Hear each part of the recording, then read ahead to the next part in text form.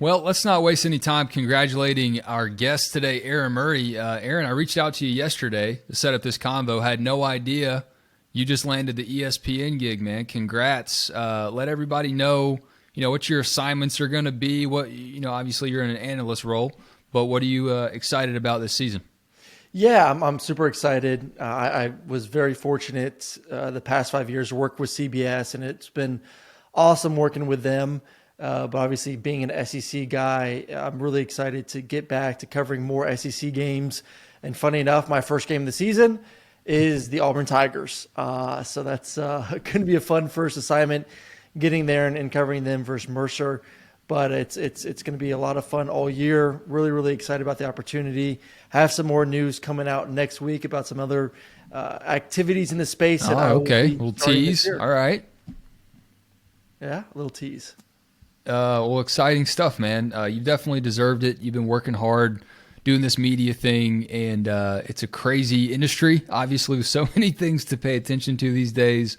But I can't wait to watch you. And going back to Auburn, I know, gosh, dude, I was at that game when, Nick Fairley beat you up down there, and I hope you're going to be all right. I mean, there's a lot of flashbacks walking back into that place. A lot of flashbacks. Lucky for me, I covered actually the Georgia versus Auburn game last year. So I got it out of my system, and I feel a little bit safer going to Jordan-Hare and being up in the booth compared to on the field down there. But it's pretty cool, this new adjustment. The one thing I got to do is I got to get some more suits. The CBS, I always just got to essentially keep that CBS blazer in my suitcase all year long. I literally did not take it out. I would just change out shirt and tie. That was pretty much it. But now ESPN, I got to get a little bit more fancier with the full suit, especially when I go in there to Bristol or Charlotte for studio time. Yeah, let wardrobe worry about that. So I originally reached out to you because of this news about Georgia opting in to host recruits at Georgia, Florida this season. And, they actually got the green light to do that when you were in school, but Greg McGarity in Florida agreed not to do it. And look, it's not hosting recruits in the traditional sense. We've covered that ad nauseum, but Georgia is at least going to give guys tickets. The home team's going to do it. Texas and Oklahoma do the same thing at their neutral site game. You being a Florida high school guy, okay, what was it like to be recruited by Georgia and Florida when you could not actually go see their game, go see them go toe-to-toe as a recruit in the traditional sense? How much did that matter to you? It didn't really matter. I mean, if at the end of the day, you're going to be able to go to the games that you want to essentially go to, and luckily enough, obviously being in the SEC for both these schools, there's plenty of great home games. Georgia always has great home games. Florida always has great home games. And I would think as a recruit, you're more excited about getting on campus, about getting in the home stadium, about seeing the facilities, about what the life is like before the game, especially after the game, the excitement of going out, especially if it's a win. So, to me as a recruit, would I have wanted to go to Georgia versus Florida there in Jacksonville? Yeah, probably. But for me, I probably still would prefer to go to a game that is actually on campus, in your home stadium, getting a better feel of exactly what it's going to be like to be a football player at that university. Yeah, I mean, I've written about this. I've spoken about it. I mean, Kirby has been banging the drum pretty loudly about wanting that to go home and home. And, it's not just about, well, hey, if I could recruit guys full bore in Jacksonville, let's do it. I think kind of revisited that a little bit and looked back on some of Kirby's older comments. He wants the guys on campus because of everything you just said. So I know you're walking a delicate line here. You've had a great career playing in Jacksonville. One of the best that a Georgia quarterback could have, right? But, I mean, some part of you has to identify with what Kirby is putting out there, right? Oh, yeah. I mean, listen, you look at Georgia right now, obviously we know Georgia has a lot going for them, especially after a national championship. Incredible facilities. I would say some of the best facilities in the country. The campus is immaculate. It's beautiful. Downtown is some of the most fun you'll have across the country too for pre and post activities. So yeah, anytime you get a kid on campus to see it, to feel it, to be a part of it, that's priority one. So I completely get where Kirby's going, and honestly, I would not be sad by any means if the game it does get to a point where it is in Gainesville one year, in Athens the next, and back and forth.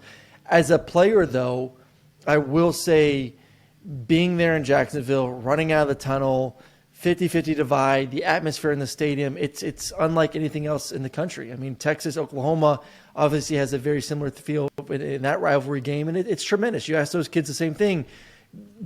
What does it mean to play in a neutral site? What does it mean to look up in the stadium and see that divide, to have the energy going nonstop for 60 minutes? And they're like, man, we wouldn't trade that at all. And as a player, there's something to be said about being in that type of environment, the uniqueness of it, and those are some of the most special games. And I'm not saying that I wouldn't have enjoyed the game as much if it was in Athens or in Gainesville. It would have been awesome. I'm a kid that I grew up going to games in the swamp, just being an hour and a half away from Gainesville, but it's just that different vibe, that different feel, driving over driving over the bridge and seeing all the red and black and all the orange and blue. It's special. And I do think that that's what makes this game so unique and kind of puts it on a different level. Yeah, it's tough. It's like if there was a real compromise, it would be, maybe go to Jacksonville every now and then, go to Athens every now and then, go to Gainesville every now and then. But it just seems like there's too many moving parts to make that happen behind the scenes. But we'll see. I mean, I don't see Kirby slowing down on this push anytime soon. Last one for you. We spoke earlier in the summer about the tight end specifically, and Stetson Bennett, his leadership and everything. What did you think about his buzz cut? I went and got me the Stetson buzz cut. I mean, I remember you did the fade in school one of those years, if I remember correctly. Yeah, listen, it's football time. Time to shave the hair off. Time to listen. No one wants long hair, especially Stetson's little fro, when it's 95, 100 degrees and you got to put a helmet on for 3-4 hours a day. It's just it's not ideal. So I love it. The man's focused. He's determined. I always say this about Stetson. He is the biggest chip on his shoulder at all times. The kid means business, and I know he's out there working his tail off right now in camp. Last one for you, just as we actually are looking at a real season. I mean, we're talking about real games. We're inside of a month right now. As we've gotten to learn a little bit more about Georgia through practice, through camp, SEC media days, all that stuff. What are you seeing, in the Dogs specifically, but also, kind of how they fit into this SEC schedule? People keep saying that it seems like an easy schedule for them, but it's the SEC. Can't be that easy, right? Well, the East is better than it was last year. And I think you look at the SEC the past couple of years, you're like, man, the West has been obviously very dominant. Alabama, and then LSU had its run a couple of years ago. I do think LSU will be better with Brian Kelly, A&M, and what Jimbo is building there. That's going to be a good team. Obviously, the additions of Lane Kiffin at Ole Miss, Mike Leach at Mississippi State. The West is very, very good. It is a tough conference to get through. Our boy Sam Pittman at Arkansas has been absolutely tremendous. 9 wins last year for the Razorbacks. So everyone's like, man, the East is down, and it has been. But I look at the East this year, and I look at the coaches, I look at the talent, and I see what they did last season, and obviously what's back, especially at the quarterback position. And I'm like, man, the East is going to be pretty good. Kentucky has been extremely consistent. What Stoops has built there is great. They got a great quarterback in Will Levis coming back. I think the kid does have the chance to be a potential first-round quarterback next year. They're going to be good. I think Tennessee does take a step forward this year. I'm really impressed with what Hendon Hooker did last year. He's got some talent around him, guys like Cedric Tillman. Defense, they've improved on depth on that side. Tennessee will be better.